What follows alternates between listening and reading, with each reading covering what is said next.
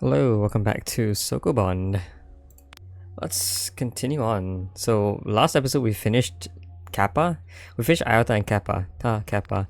So we're gonna be doing new and lambda today. I'm almost certain that lambda comes before new, even though like in terms of playing order you would meet new first. Is that true? I thought new was like no, cause mu is somewhere, right?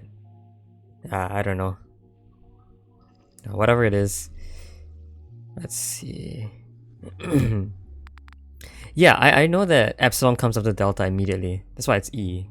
Eta and zeta are after that, and then theta is like the H variant. It's basically the Greek equivalent of the letter H. And after that it's I, and then they don't have a J, so then they go to kappa. After kappa is lambda. After lambda is mu and nu, which are the M and N of Greek, and then she is somewhere after that. She. I don't know how they pronounced it. Alright, well, whatever it is, let's just keep going. In playing order, next up is new though, so let's go there. Alright. Okay, new music. Guess this definitely fails. But this level is trying to teach you about the fact that double bonds can be formed in two different directions, which evenly splits up the number of electrons an atom has. Right, but this fails because there are atoms outside the playing area. So instead we probably have to do something like this and this, which forms a nice little shape here. Great. Even though there are more than 100 elements in our periodic table, there are 118, two dominate our universe. Together, hydrogen and helium account for about 98% of all matter. Interesting. Okay, so now... yeah, so this forms two bonds, right? Maybe we have to use that fact, like this. And then we have to do this to... yeah, okay, I see. Ooh, that's not gonna work. I guess one below us, probably? Yeah. Like this. So we have to use the fact that bonds can occur on two different elements at the same time. Sure.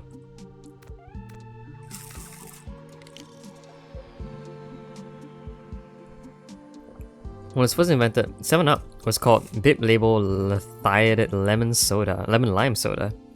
The recipe included lithium citrate, what? Which is now used in psychiatric medicine as a mood stabilizer. Does it still use that? Interesting. Lithiated.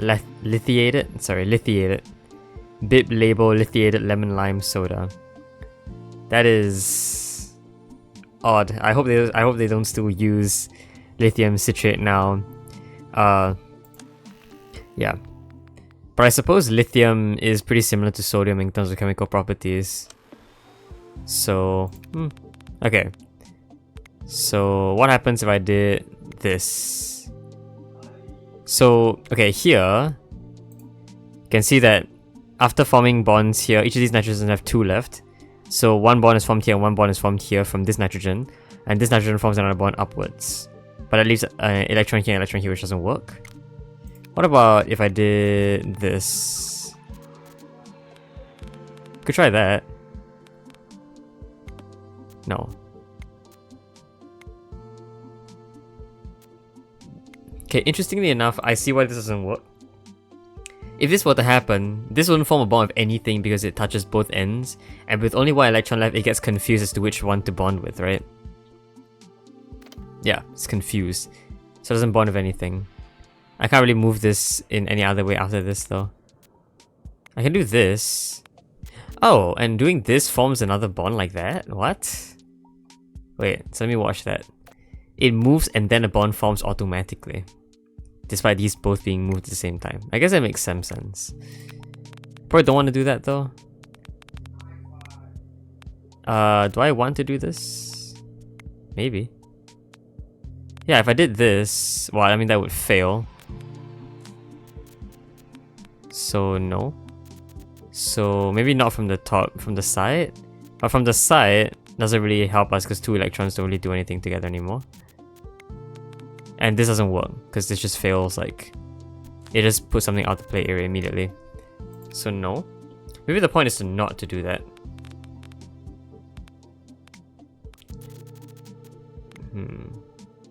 If I started with a double bond first, I mean, we'll be confused, right? Yeah. A single bond will always be confused. I can't bond with O directly, because that will form a double bond, which breaks the fact that you need to form one full molecule. So it's either this first, which right now doesn't seem to work. I have to do a lot of things to avoid that. Like, this is the only way that works right now. I can't go in here. I can't go around this way, because if I did, I would naturally bond the that already. So we have to do something else. Yeah, so maybe something like a nitrogen followed by another nitrogen allows this to happen if I had space. I don't really seem to have space right now though, so let's see what else I can do with that.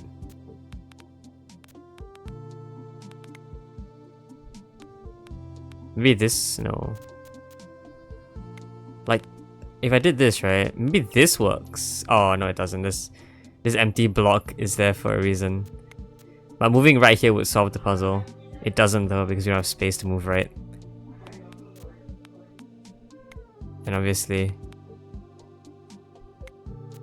yeah, I can't go around it very easily without breaking that.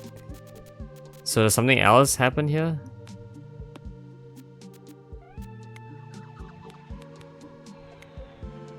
Oh, that seems to work. Oh, not really. But I could change that.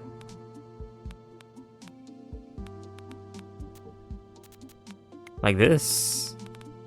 That works, wow, okay. So it was a double bond first, and then each of the nitrogens bonds to its own oxygen after that. Interesting. Not the expected thing to happen, but I guess that works. Emeralds and aquamarines look very different, but they're both varieties of a mineral called beryl. Their different coloring is caused by impurities like vanadium or iron. Interesting. Beryl. There's an element called beryllium, so maybe a mineral could be like a salt that contains beryllium metal in it? Possibly. Alright, next level. Okay, our right move here is the most intuitive, but... Also, look at that, like this thing attaches to the edge like immediately, but I'm almost certain that moving it away just immediately... Oh, because it exists on an empty slot? That is new, that hasn't happened before. Oh my god, haha, I get it, because we're in the new section. I didn't even realize that, but okay. So this thing exists on the void. Atop the void. I mean, this entire grid exists atop the void, but this one in particular doesn't exist on top of the grid. It simply just floats, which makes it weird to think about why the final product can't overhang. Okay, but what does this tell us? This tells us that nothing can be 2 to our left, or 2 above us. Okay. We can always start by doing something like this, or like this, or like this. This doesn't feel right though, for a few reasons. For the first reason is because, like, whichever way we go, we actually get stuck no matter what. Yeah, this will always form this kind of bond. So, nope. So this fails. If we went up this way, we get that, which might work. Maybe this? No, right? Yeah, no, this wouldn't work because the 3 remaining electrons from nitrogen come bond to all 3 electrons in our structure right now. What about the other way around? This could do something.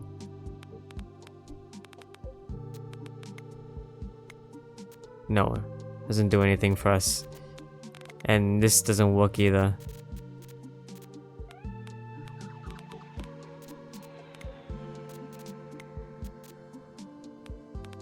Maybe going around is fine. Oh yes, this can form that. Ooh, look at that. So this is like a different.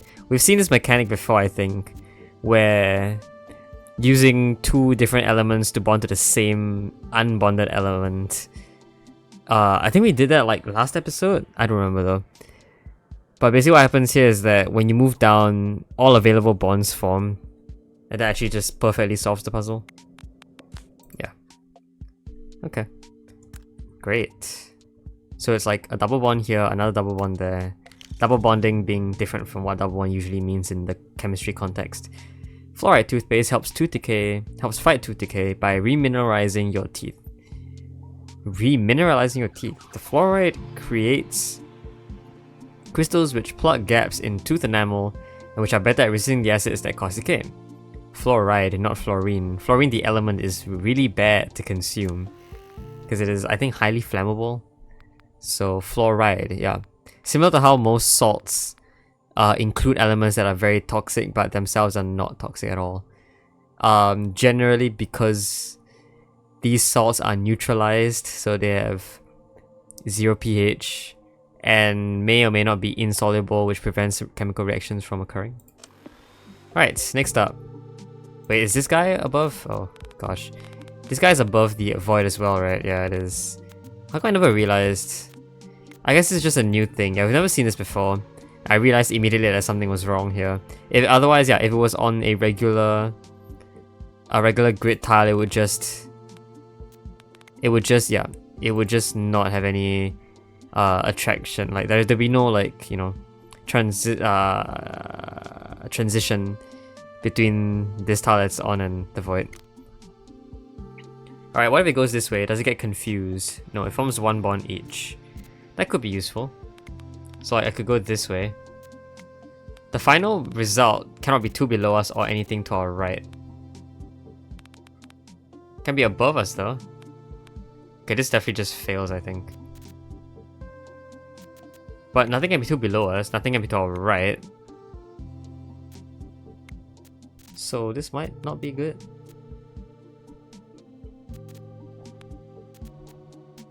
Any direct bond of N fails at the moment.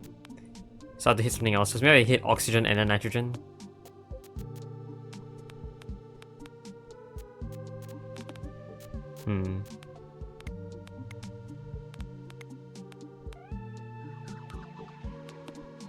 That seems to almost work. It's just I need to hit the other nitrogen first before hitting this hydrogen up here. Well, I can't really do that, there's not enough space.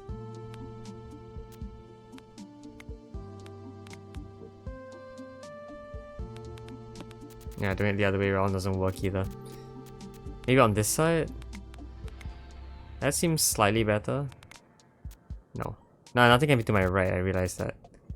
So it's either to above me or otherwise.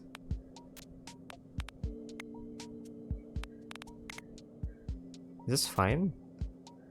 This doesn't seem very fine. How do I hit the nitrogen like that? Can't do that. No.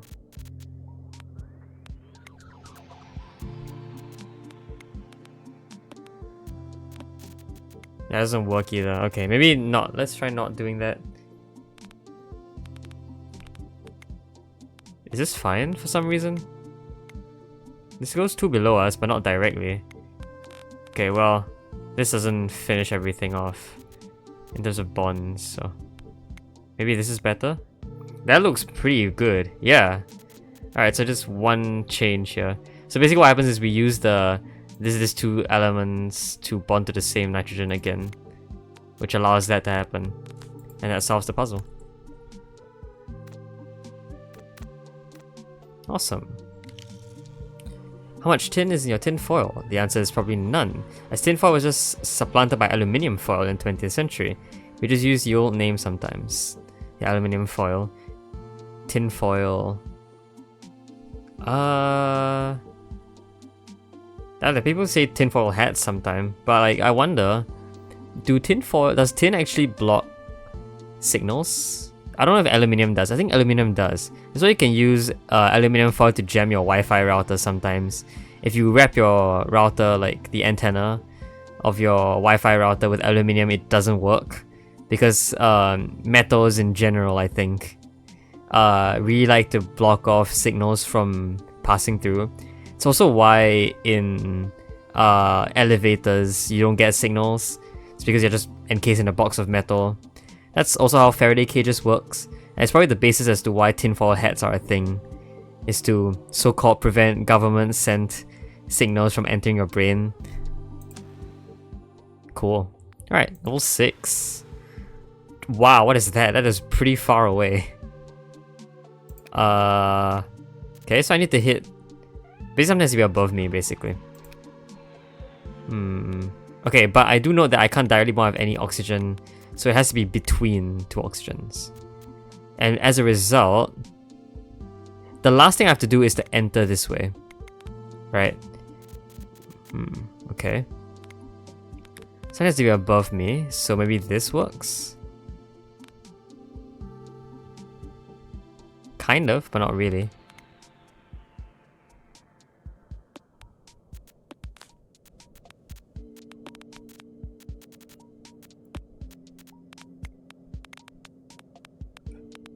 What's going on? What the heck is this thing that I'm making? Jeez, huge molecule. I'm just picking out all the molecules, but no, this obviously doesn't work. I'm also gonna have to do something like this though. But I wonder...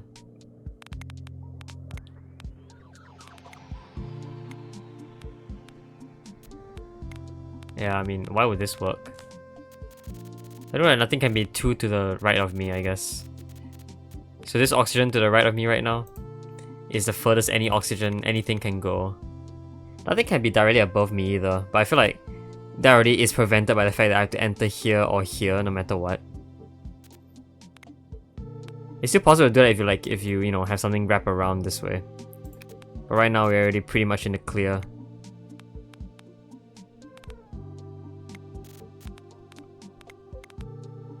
Does this help? See, I noticed that, you know, having something bond directly above... Something like this could happen. Right?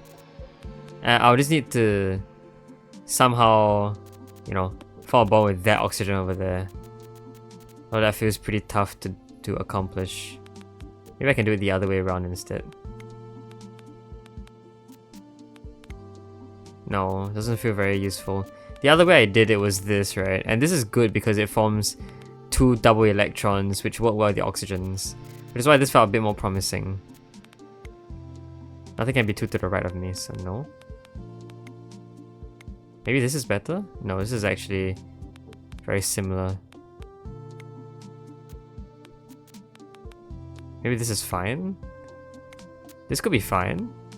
Yeah, this actually does look pretty much fine. Nope, 2 to the right. So... almost, but not quite. I can't get anything to the... I can't get anything above, right? Yeah. So this almost works, but something just barely gets past. But this felt like a great idea. It's also possible that things can be 2 above me right now and then hit this from the side. I don't know about that though, doesn't feel very useful.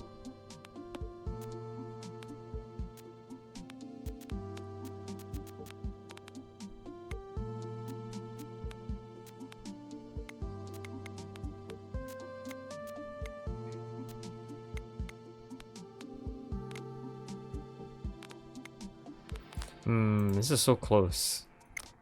I'm still wondering if this is the right move to start. This feels pretty much not forced, but this feels so spatially constrained that it feels right. I can't move past here. Maybe not.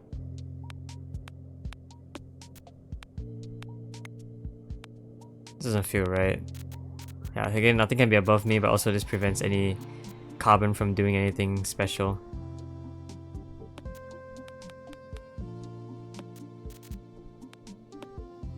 Guess not.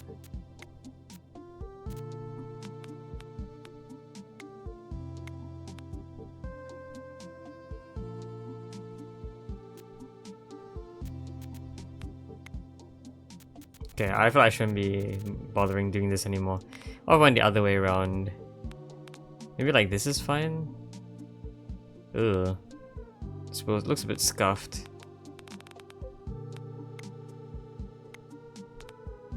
Yeah, it does look pretty scuffed. Nope. Maybe in the end I want nitrogen to form like a bracket for this C to bond twice with immediately. That's kind of hard to pull off. I'm not even sure if that's like a thing I can do.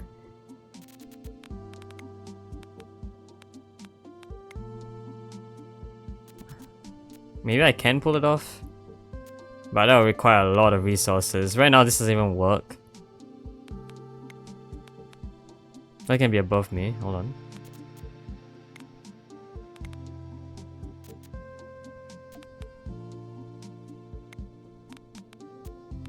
I know that this can grab something from the side, but clearly it's not gonna do anything for me. Imagine this forming like a huge loop though. Like I'm wondering if this can actually form some massive loop that does something cool.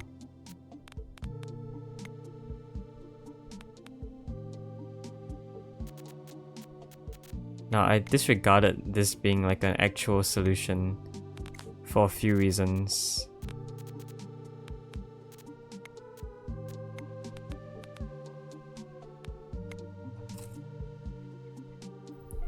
But I don't think there's anything else I can do here.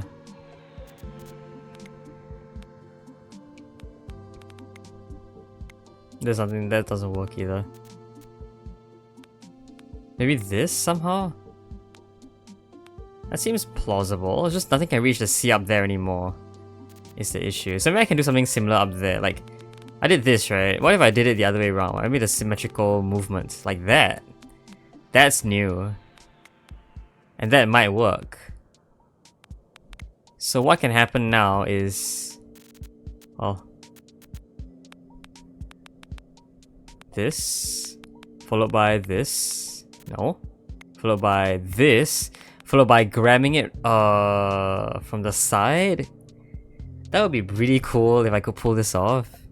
But I'll need to go down a bit first before going back up. I don't know if that's like a thing I can do.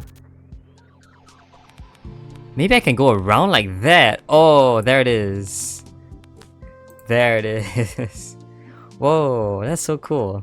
I love that. That's such an awesome shape.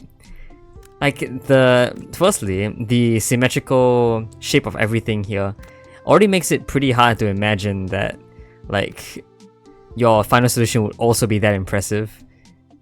And then it turns out it's a loop, which I had to like think about that possibility even before that happened. In most periodic tables, two groups of elements are shown separately, the lanthanides and actinides. Why? Because putting them in the correct places makes the table too wide to fit on a page. Not sure that's true. But it probably is. The really long version of the table has like 30 elements per row, I think. Like it's basically a really wide rectangle as a result. And that's because lanthanides and actinides fill in a very small, a very niche section of the periodic table where instead of filling instead of filling it, like I think transition metals also have this property where instead of filling the valence electrons, a valence shell of electrons as you add on the elements, like because when you add on elements, right, you're adding protons and electrons to sort of balance out the charges. As you go to the next element, generally you want to add a proton plus an electron to the valence shell, which is the outermost shell. In transition metals and lanthanides and actinides, which are also transition metals, instead of doing that, the next element actually has an additional electron in the shell inside. So not the outsidemost shell, but somewhere inside. And I'm not sure what the reason for that is, but this causes them to fit in the center of the periodic table where this happens, and lanthanides and actinides therefore make it really, really wide. Alright, well, that was something. That was a great puzzle to end off actually. I might just end off the video here. I don't want to go to a new section and be stuck there and then make this video an hour long. So yeah, I think we're just going to end the video here. Next episode we'll do Lambda and we'll move on from there. Until then though, actually I want to check out what they wanted me to do first. It was in fact a loop. Very nice. Until then though, hope you guys enjoyed the video. I'll see you guys next time. Bye bye.